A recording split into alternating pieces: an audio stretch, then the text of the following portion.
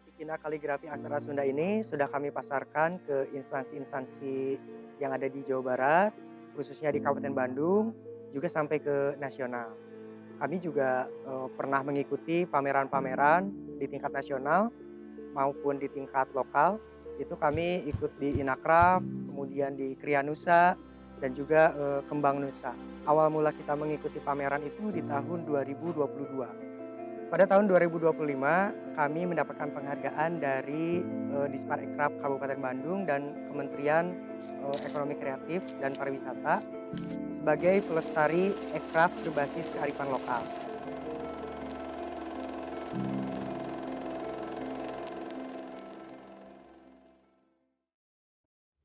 Bayangkan, abad ke-17 demam malaria mewabah, belum ada obat dan korban berjatuhan. Sampai akhirnya Amerika Selatan menemukan pohon yang menjadi penyelamat dari wabah ini, yaitu Cinchona atau pohon kina. Para misionaris Jesuit mulai menyebarkan pengetahuan tentang khasiat kulit kina ke Eropa, khususnya Belanda, sebagai obat demam dan malaria. Pada abad ke-19, tentara kolonial Belanda membutuhkan obat malaria yang sangat tinggi. Pemerintah Hindia Belanda berupaya membudidayakan kina di Jawa. Di tahun 1854, Justus Karl Haskell diperintahkan pemerintah Hindia Belanda untuk mengirimkan bibit kina dalam ekspedisi rahasia ke Amerika Selatan dan berhasil membawa sekitar 500 bibit kina di Jawa, yang kemudian ditanam di Kebun Raya Cibodas, Cianjur. Akan tetapi, penanaman pohon kina di Kebun Raya Cibodas dianggap gagal berkembang karena kondisi tanah dan agroklimat yang tidak sesuai untuk dibudidaya massal.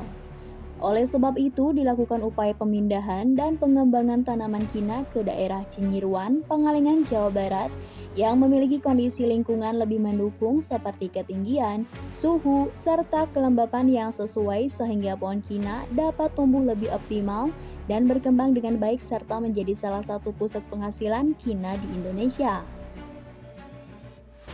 Berawal dari sejarah panjang tersebut, pohon kina tidak hanya menjadi tanaman obat, tetapi juga sumber inspirasi budaya.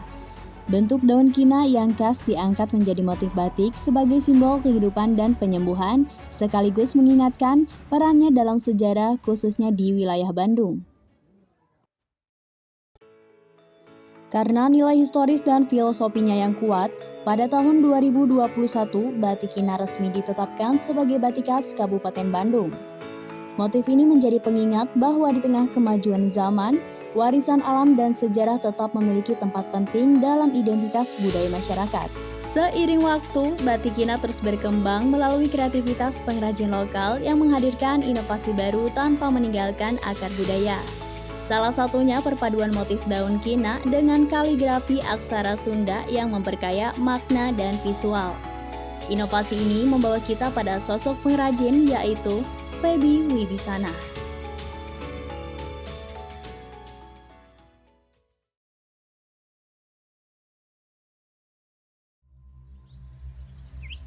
Pada zaman sekarang, generasi muda itu sudah tidak tertarik dengan wastra Nusantara, terutama di kriya batik ini. Maka dari itu, saya sebagai generasi muda sudah menjadi keharusan untuk ikut menjaga dan melestarikan budaya batik ini.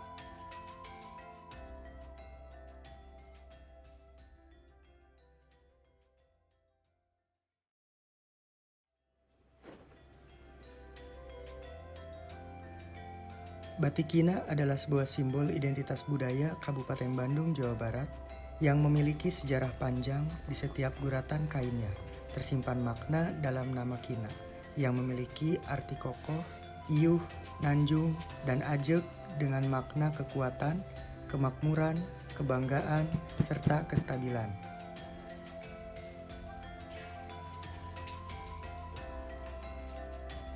Batik kina itu sendiri didominasi oleh warna alam yang menenangkan seperti hijau daun segar, coklat tanah, krem kayu yang lembut, hingga jingga.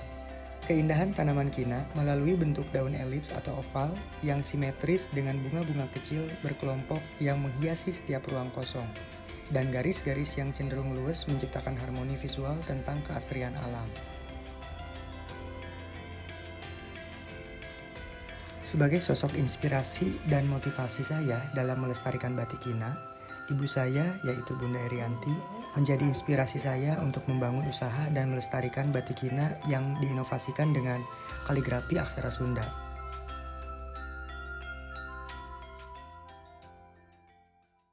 Tentunya proses kaligrafi aksara Sunda ke dalam batik Kina diperlukan keahlian dan ketelitian serta harus memahami filosofi.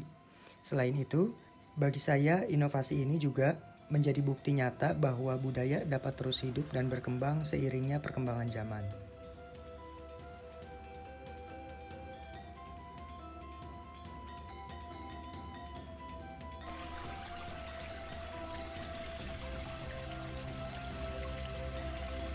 Karena zaman sekarang aksara Sunda ini eksistensinya sudah menurun, maka kami berkolaborasi membuat batik kaligrafi aksara Sunda yang menjadi dobrakan bahwa aksara Sunda ini bisa dibuat kaligrafi ke dalam bentuk batik.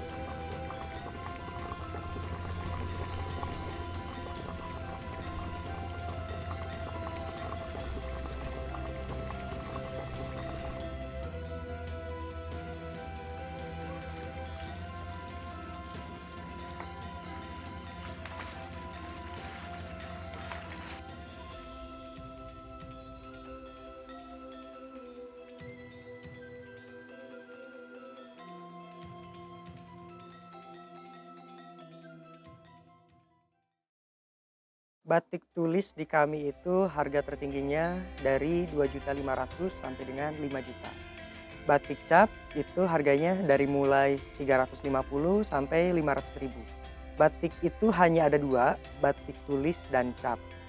Yang membedakan harga itu adalah prosesnya. Kalau batik cap itu dia prosesnya cepat sehingga harga pun masih terbilang lebih murah.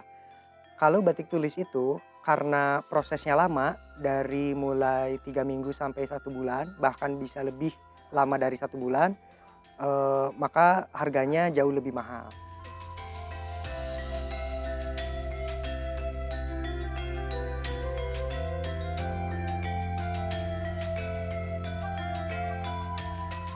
Batik Kina yang diinovasikan dengan kaligrafi aksara Sunda ini adalah hal nyata bahwa kita dapat melestarikan warisan leluhur serta mengembangkan kekayaan budaya bangsa. Oleh karena itu, mari terus melangkah maju ke depan, mencintai dan melestarikan budaya lokal.